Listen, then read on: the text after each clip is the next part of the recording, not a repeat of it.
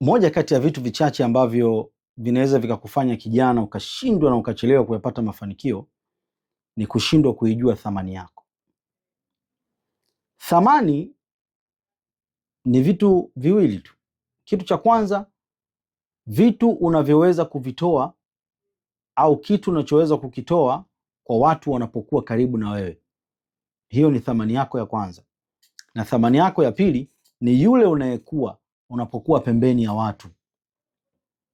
Ikiwa kijana hatatambua thamani yake ni nini, hataweza kuiongeza hiyo thamani. Thamani yako ya ndani na ya watu jinsi unavyokuwa nao karibu, hiyo ina uwezo wa kuamua kesho yako na mafanikio yako makubwa ya kifedha unayotaka. Ota ndoto kubwa, lakini usisahau kuwa pasina kujua thamani yako, hizo ndoto unazoziota zote zitabaki kuwa ndoto kweli.